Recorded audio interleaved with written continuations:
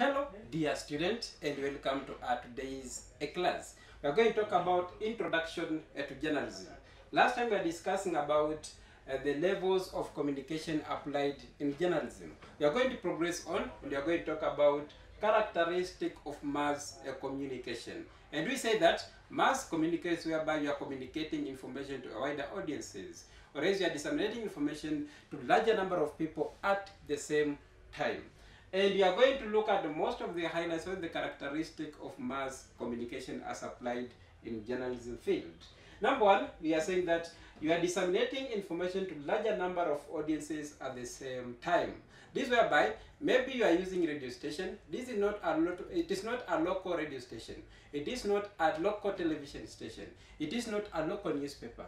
But it is a newspaper that can be read by many people at the same time. So you call it mass communication because you are disseminating or communicating information to mass audiences. So under mass communication, there must be large audience and the information must be disseminated at the same time. Then how it is? The second one, it has scattered audiences. This one means there is a very large geographical coverage of this particular kind of communication, rest level of communication. It is covering different geographical people, different geographical places, different kind of people who are coexisting in that particular area of coverage. Then there's what we call personality unknown. When you're disseminating information to mass communication, you're going to find that most of the time you don't know your audiences, and maybe they have never seen you physically. More so if you are in a radio station.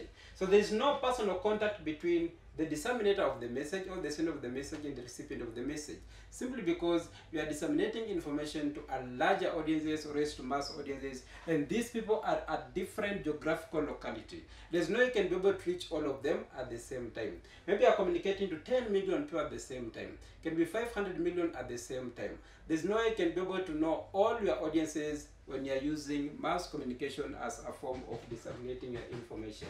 Then there is what we call advanced technology. When you are disseminating information to large audiences, your technology must be very high. You need to have sophisticated equipments or machines that are able to reach many people at the same time without causing any form of inconveniences. So if you are coming up with mass communication as a way of communication, you need to also advance in terms of technology, in terms of skills and equipment you are going to use in order to reach all your audiences at the same time. Then how what is called continuous dissemination. This one means if you are using mass communication as a form of disseminating information to your targeted audiences, the information must be continuous. There's no time that the station, let's say you are operating a television station, then it is offline, or else your radio station is offline. There must be a continuous flow of information if you're using mass communication as a form of reaching your targeted audiences. Then there's no direct feedback.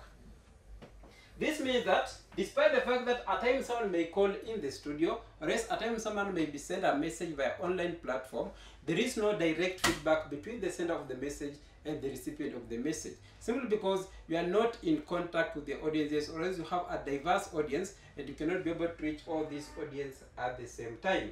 Then last but not least, when you are talking about mass communication, there is what we call professionalism.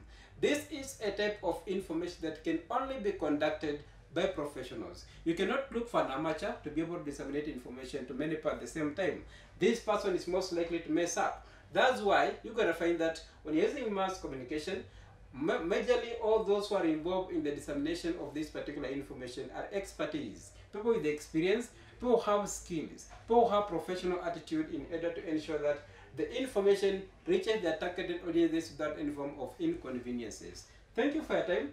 I hope you are able to contextualize and understand the main characteristics of mass communication.